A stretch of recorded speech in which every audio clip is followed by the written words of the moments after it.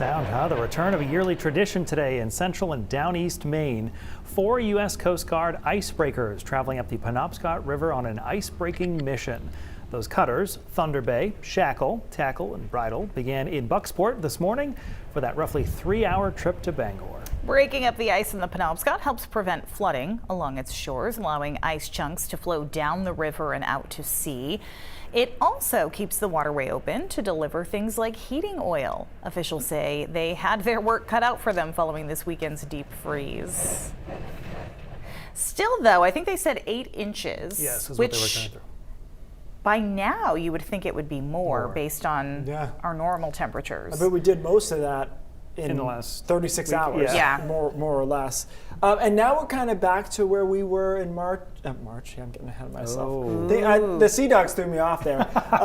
In December and January, which is above average in general. Do you have a little light snow coming tonight? We'll talk about that in a second. 27 in Portland for a high, 30 in Wisconsin. I don't know, it felt like kind of a warmish 27. There was sun, so that was good. A lot of us got to about freezing.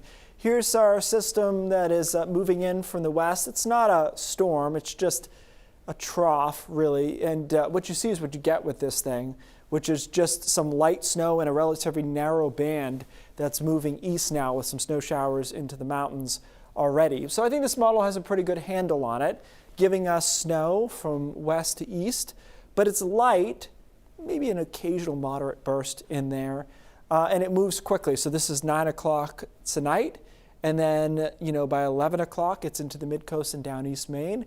And by 1 in the morning, it's mostly offshore at that point. So certainly by tomorrow morning, we're done with this. And you might just wake up to enough that you have to brush off your car or walkways and whatnot. So just keep that in mind if you're one of those people who runs your morning routine down to the minute. That might be a factor. But by tomorrow afternoon, we're in the low and mid 40s in a lot of spots. So we're likely able to melt the snow. So if you're not in a hurry, probably can leave it because we're not going to see too many cold temperatures all the way into Thursday. We start with sun and then clouds come in from southwest and northeast. Here's our next storm system Thursday afternoon. First things first, here's tonight. I didn't bother making a map because it would have looked ridiculous.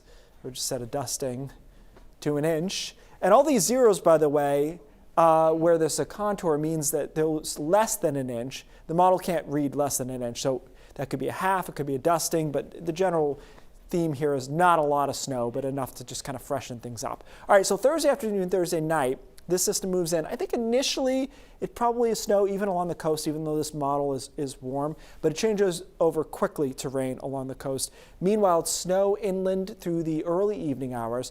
Then they change over to rain through the middle of the night. Even the mountains and foothills here change over by late Thursday into early Friday. Everyone ends as some light rain. Watch these temperatures Friday afternoon. See that 50? Could happen. It's going to be pretty mild there late in the day. So this one I did make a map for. It made more sense. Less than 1 inch along the coastline, 1, 2, 3 inches, Lewiston, Bangor, and then the mountains and foothills 3 to 6, highest amounts across northern Maine. Here's your moment of zen for today. Today was your first 5 p.m. sunset over southern Maine. Daylight saving, no S, time March 12th, sunset at 6:43 at that point. Things are looking up, guys. It's funny, we talked about the Sea Dogs like it's a countdown to spring, and I was saying it has snowed many a time on Sea Dogs opening day. That's early, April 6th. It's very aggressive. I always am surprised by when they try to play baseball. We wish them luck. But in the meantime, not a whole lot going on here, guys. A lot of 30s and 40s, and even some low 50s. Okay. Keith, thanks so much.